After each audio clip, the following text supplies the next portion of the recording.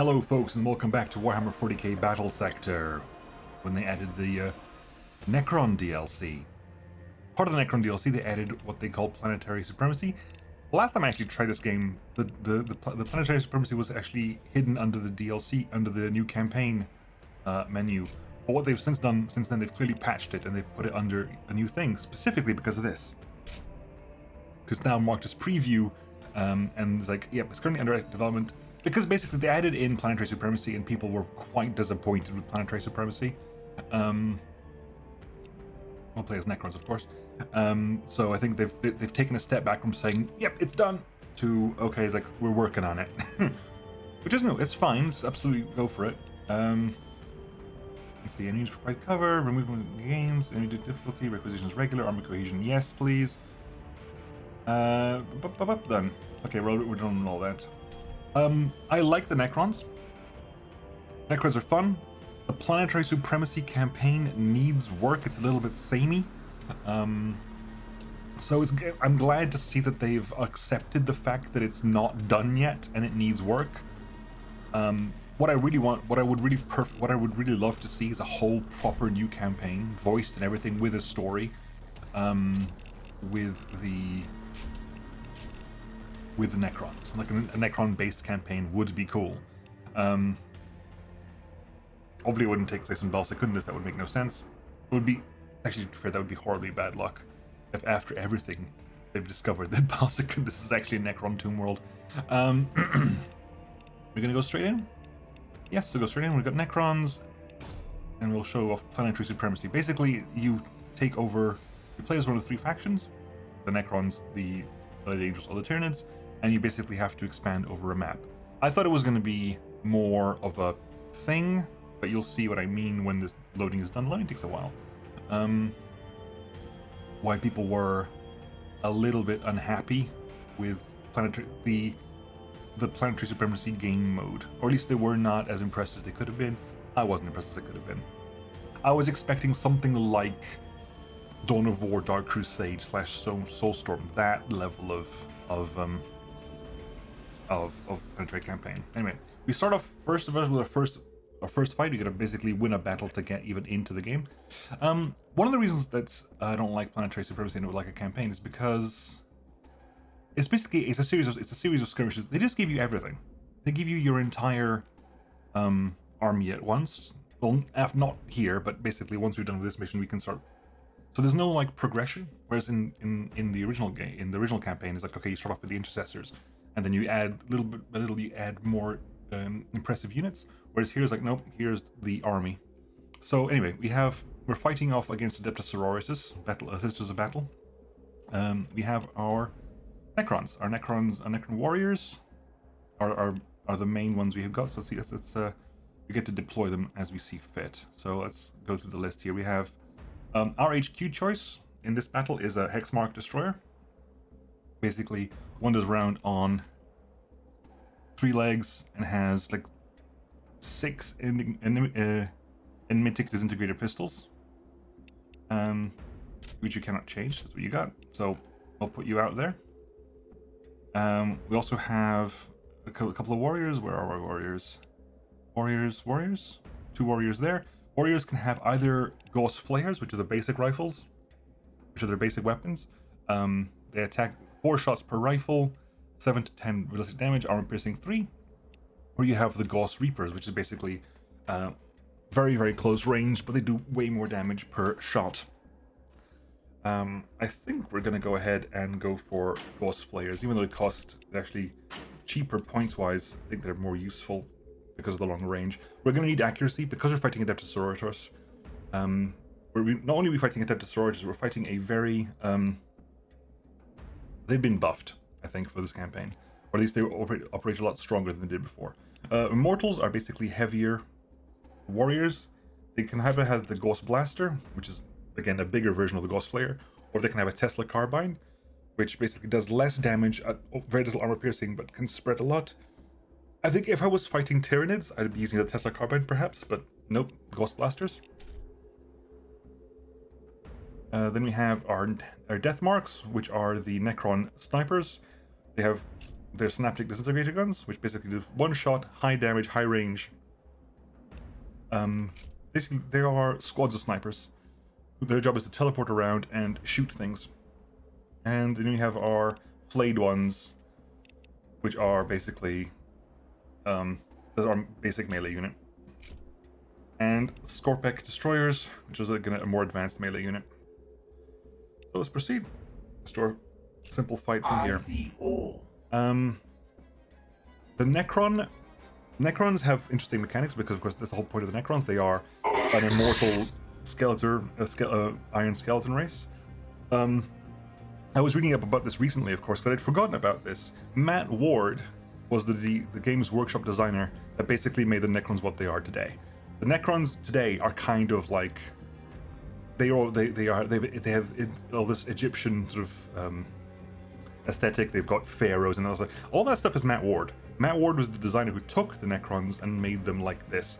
Before Matt Ward, there were not many Necron models. Necrons were literally warriors, immortals, lords, and I think something else. There were only 4 different kinds of models, and back then they were like Terminators.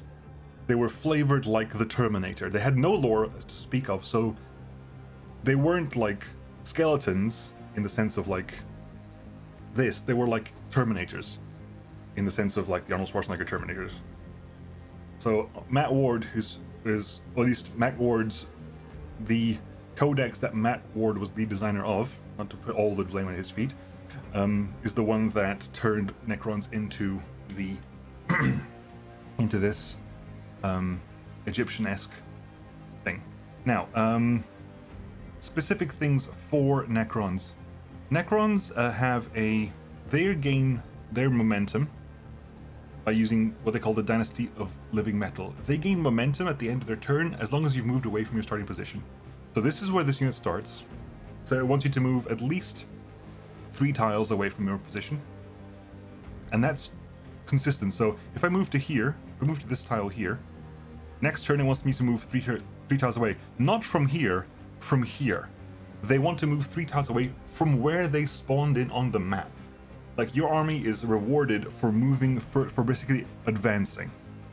It doesn't, because you can't fall back. You have to keep moving forwards. Even though if you fall back 3 squares, you're still further away from where you started in the turn. No, you have to be further away from where you were at the beginning of the game. And also where you are. It's a thing. And the reward for that is they heal. They gain, per turn, they heal 0.5% HP per momentum. This is the weird thing, right? For me, I kept thinking like, oh, they gain max HP, or that's not very clear. What that means is every turn you heal your momentum HP. Well, half your momentum in HP, basically. So if you have 100%, if you have 100 momentum, you're healing half your health every turn. Which for Necron warriors isn't great, but for things that have a couple hundred HP, it can really benefit as well.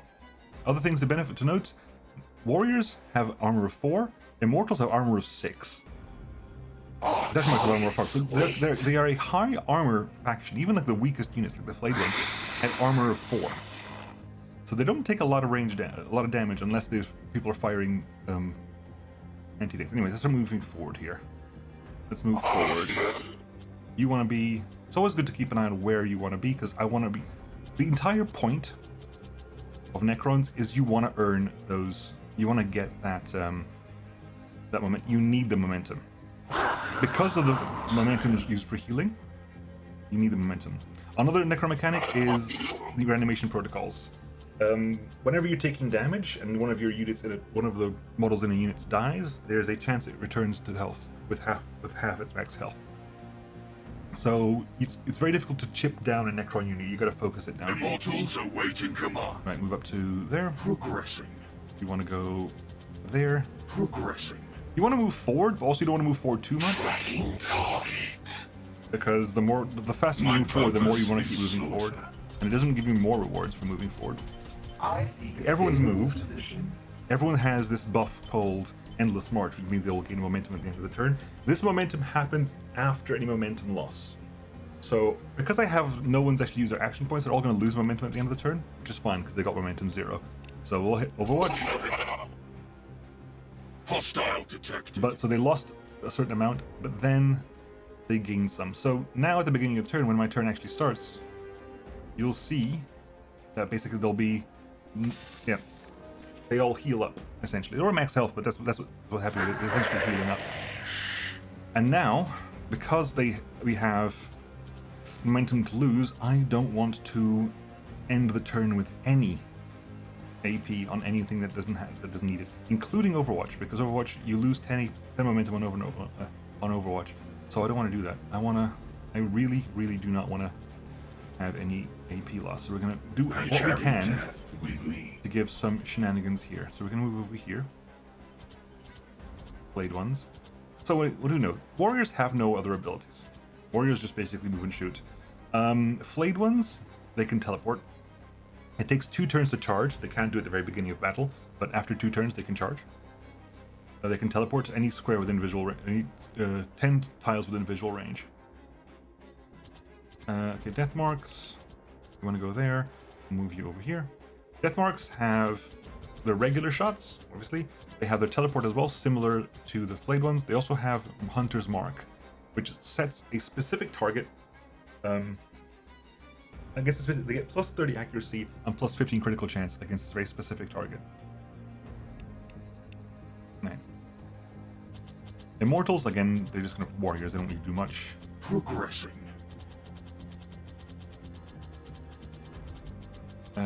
Warriors there. Hex Mark.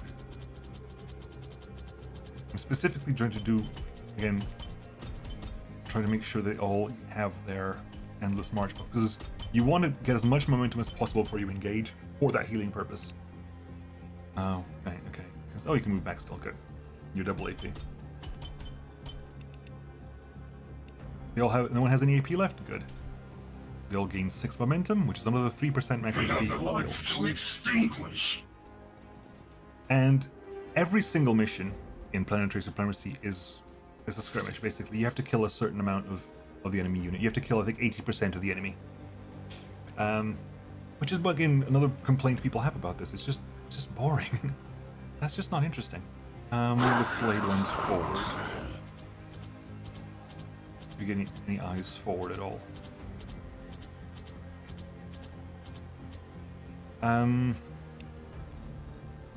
Right. Warriors here.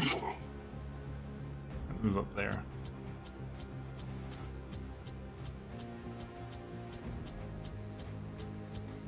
Okay. What about the flayed ones over here? Can you get any eyes? Let's move over here. Which at least we're outside our area. Still waiting to see any more. Yeah, move up. Tunnel visions. Okay, you Immortals awaiting command. You can go here. You can go.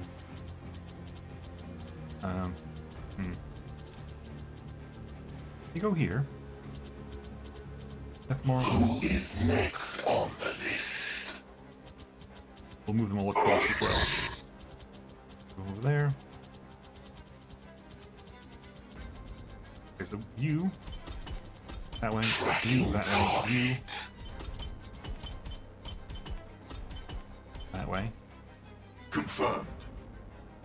Progressing. Whose life Right, do you. we end next? I carry death with me. That's everyone. Okay. Again, I want to earn these buffs as much as possible before we get into combat. Yes. Okay, they're getting closer. Now, if you remember, if you watched my original campaign of Battlesector, you might remember that what Battle Sisters have. It's really boring in the neutrals because they only have 2 units. They have the hero and Battle Sisters and all those things.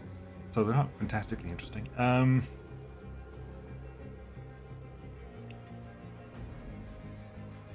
Let's move over. Move over here. Let's teleport you over here. They only have a few units worth. They have regular Battle Sisters. They've got Sister Superiors, and they have the Seraphim. So it gets a little bit boring. Right, you're good. You're outside range. We have some targets over there. Some flayed ones to move up as well. Let's move the flayed. Let's move these up. Let's find out. Let's spot. Okay, there you go. And those are the Seraphim. Now, again, if you remember how they work with devotion. So the more damage they take, the more momentum they get. They gain momentum based on damage taken, and they become more evasion based per momentum, which means they're really annoying to deal with. Manic Necron Street. Okay. I could start using... you know what? We are going to lose a bit of momentum for this, but I am going to start setting up overwatches. I need to start setting up overwatches when they come into range. Immortals awaiting command. Get him into... Progressing.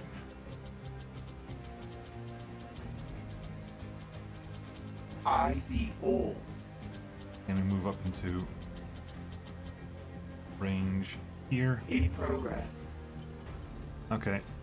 It does get a little bit messy, but like 1, 2, 3 is your preferred range for this. Although I think preferred range for the Stormbolters is 4. Hang on. There's also 3. Okay, so maybe we get lucky. Actually, you know what? No, we go max range. We will absolutely max range this. Just because.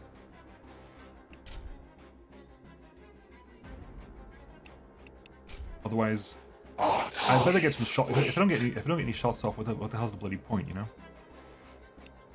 If I'm gonna waste momentum getting shot at, I've got to right-click the damn thing. Heavy fire support. If I'm not gonna waste.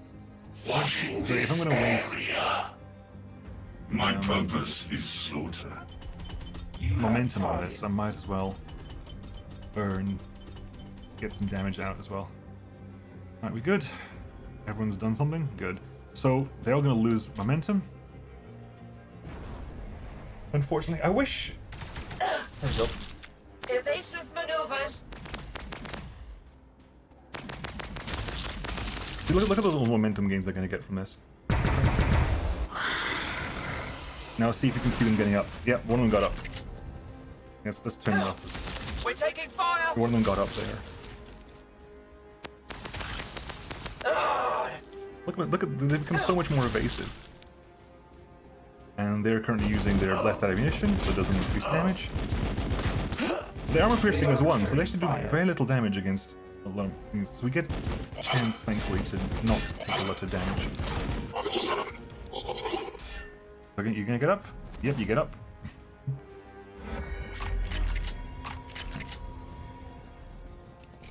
Right, that's probably a lot of dead things over here.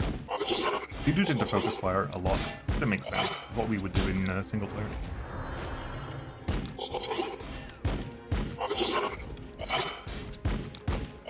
You gonna get up? You get up. Ooh, let's go to them. Shoot them, please, because they literally have armor 6 and a lot of HP per... I'm actually gonna turn off. Can I quickly just turn off the subtitles for Bar? Because I turned that on because it was interesting, but actually. One of them. Nope, lost 3 of them there. Unfortunate.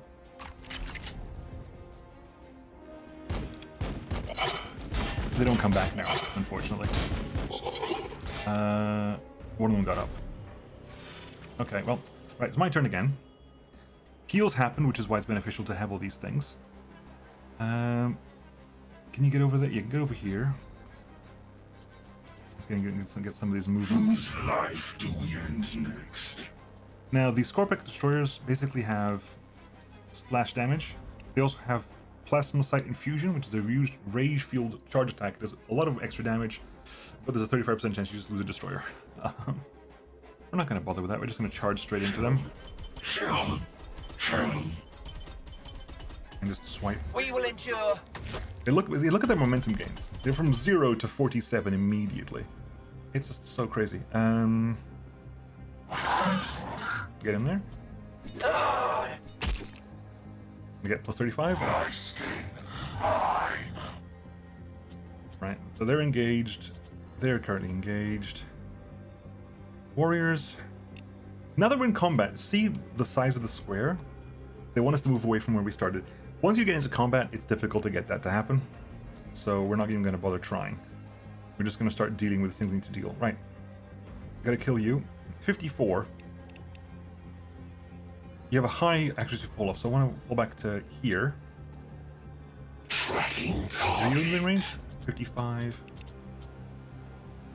Okay, why 55? What's the... What's giving cover? My units are giving cover. Let's get you out the way then. Hang on, let's do that. Our target. 79. Wait. Right, we're also going to use the Hunter's Mark, because that increases the accuracy by 30 and critical They chance. will not Which escape. means you have a 100% chance to hit. My faith is my shield. Absolutely pummels. They're very good versus single targets. There you go. Pops that off. 28 there. Right. Okay, the Immortals. Move over here. Right. Can you get you to start shooting over here? 74. Why? Oh, because... What? Oh, because, yeah, because these have way higher evasion because they're taking so much more damage. Still worthwhile doing though, if you can wipe them out. Killed 2 of them. Can you kill the other 2, please? We're taking fire. Yes, you can. Beautifully executed. Immortals And you can just go awaiting shoot command. straight up over there. Let's get out of the way, shall we? Yep, we'll move over there. Firing on target. Good. And you get to move over here. Progressing. We'll shoot them. Yeah, but they become harder. The more you damage them, the harder they are to shoot, which is annoying, to say the least. Okay. You can't charge that, so you're gonna move. You're gonna go over here, and we're gonna show I off the see Hex favorable position. Hex Mark Destroyer. Hex Mark Destroyer. What do you do? First, you have your guns. Your guns fire a bunch of shots. You fire 18 shots.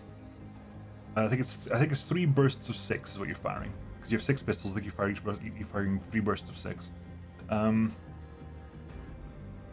You have base accuracy is 90. You want to shoot at a range of 2. So 95 there. So you can do quite a bit of damage. 7 to 18. Your abilities are multi-threat eliminator. Costing 1 AP. You fire 25% less shots. But you basically target 3 units in range. You can attack up to 3 units in range. Then you have target optimization, which costs no AP. You get additional critical chance and guarantees your weapons hit. 100% hit chance, which is what you want when you're fighting Firing solutions optimized. these girls. 100%. Death by my hands. That kills them, and then that should finish you off, I think. Hopefully. But maybe. Evasive maneuvers. Evasive No, but it's pretty maneuvers. damn close. It might be enough to get you to finish it off. They've taken so much damage that they've actually maxed out their momentum now. Thankfully, momentum only I works versus see ranged. all. Really? Well, 40% chance. Do your best. We've been intercepted. Everyone's had their actions? Everyone's had their actions. Move closer, see if you can get them to... You can't engage them, unfortunately, because you have to fight them first to engage them. But hey, it's something. Right, so who's going to get this buff? You can get the buff if you move forward. You can get that buff if you move to there. Progressing. Again, we want to increase our... You're not going to get it. And you can if you move over here. I carry death with me. You can not get it. You have it. Okay. Like I said, you want to do that as much as possible. for the heal purposes. You're now healing 20% of your max HP every turn. Very beneficial. As per usual, fallback attacks is ridiculously strong. Especially for Sister Battle, because they have high evasion anyway. They get additional 35 evasion on a fallback attack. It's ridiculous. Ooh. A frag coming out of there. They're currently healing up 12% HP a turn. There you go.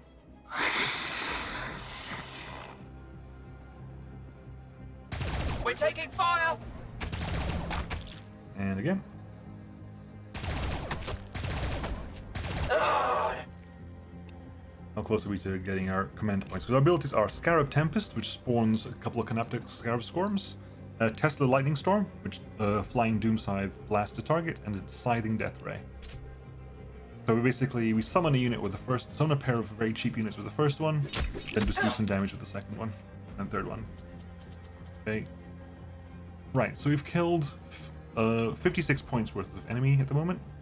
I have a target of 80. So if we kill you off, Heavy fire support. hang on, move to a range where they can hit them relatively easily. You know what? There you go. We'll do a Plasma Sight Infusion there.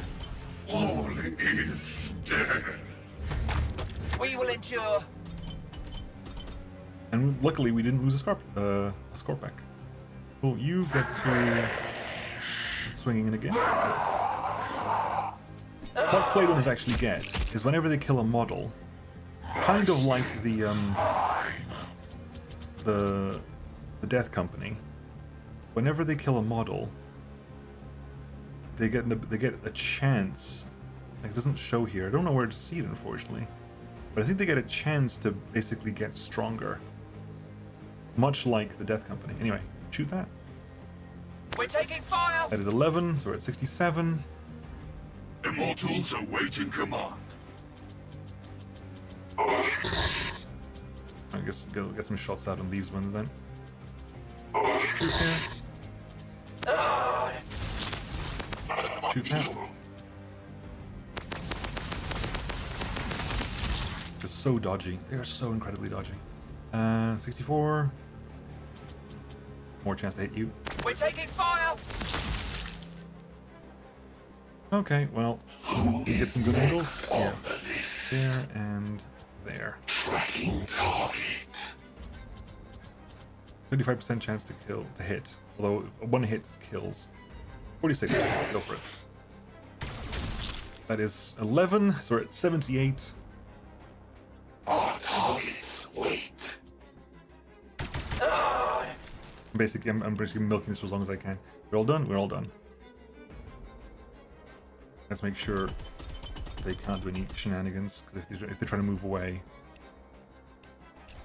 things will happen.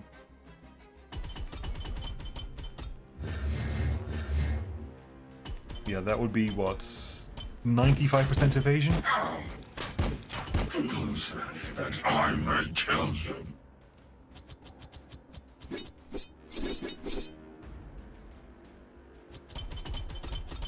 And this would be, again, 95% evasion. So, I don't think I've ever hit a falling back battle system, just because it's so incredibly unlikely. Closer, that I may kill them. And you're back up to full health now. You've healed up to full health. Who is next on the list? You were pretty much up to full health. You were pretty much up to full health. You were up to full health. It can be kind of terrifying, I'm not gonna lie. Whose life do we end next? We killed both of them. We're actually at, we actually got all the way up to 100%. But, yeah, so we have to kill 80%.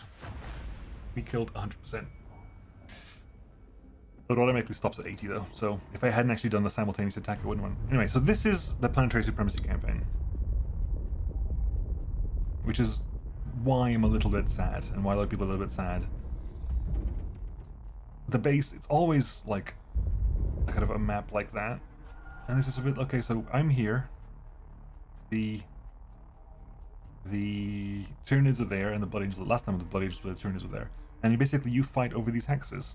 Some hexes add to your army points, some hexes add some bonuses. And they're useful. So army strength is low. Consider adding reinforcements. Every turn you get 2 action points. It costs 1 action point to attack and 1 action point to reinforce. So we'll reinforce, and you get the entire available army, which is, again, I think as a downside, you get the entire available army. I'm going to go ahead and just remove the things I don't particularly want. I might keep you around just for the time being because you're actually valuable. The blade ones I don't mind so much. Now, as far as I've seen, one of the things you want to do is you basically, whenever you can, pick up an Immortal. You can get one round until you get the bonus that removes the cooldown, but basically Immortals are essentially better Necron warriors. So the armor change, they have more HP, so which means having more HP means they heal more with the momentum, and also they have way more armor. They have melee things to do, but they are a way more shooty army than they are a melee army. So I'm going to get a Necron Lord as well, because they are helpful, beneficial. They can have multiple weapons, but we're going to give them that's going to be there. Also, because the campaign history thing actually applies here, you want things to stay alive for as long as possible. So again, Immortals do that better than warriors do. Right, so you can have up to 6 Immortals in an army. You want to get up to that as soon as possible. So we have what's that? We have a bit more to take in. I'm also going to take a couple of Necrons, a couple of regular Necrons, just so we have them. Because one of the first thing I did here that was incorrect was basically, oh my god, I've got access to everything. I've got access to the Plasmans, the Necron Lords, Lich Guard, Triarch Praetorians, Heavy Destroyers, Scarab Swarms, Tomb Blades, and I went super like I went extremely tall, and that just gets you killed very quickly, because while you're fighting neutrals, the only thing you're fighting is Sisters of Battle. Sisters of Battle cannot go tall. They haven't got the ability to go tall. They only have 3 unit types, so they will always be going wide. So you have to be going wide as well. You cannot go tall. So we have 235 points remaining, unless I want to change weapons up.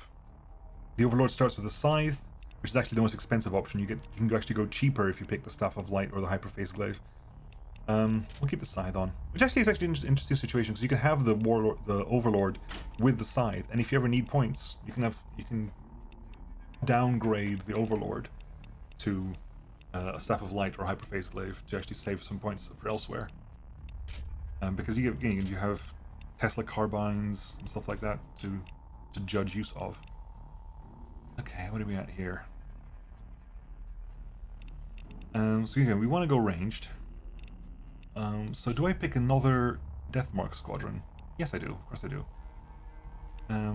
Although that's 125. So we got, was it 135? 235? There we go. That is the army as it is. Necron Overlord, Hex Mark Destroyer, 4 Warriors, 3 Immortals, 3 Hex Marks, the Scorpic Destroyer, and Heavy Destroyers. Heavy Destroyers have 2 weapon types. You have the Ghost Destructor, which is a single high damage shot. There are 2 units there are 2 destroyers per box, so it's 2 shots. Or you have the Enigmatic Exterminators, which is 6 shots per shot. They're again less. They're kind of actually, hang on.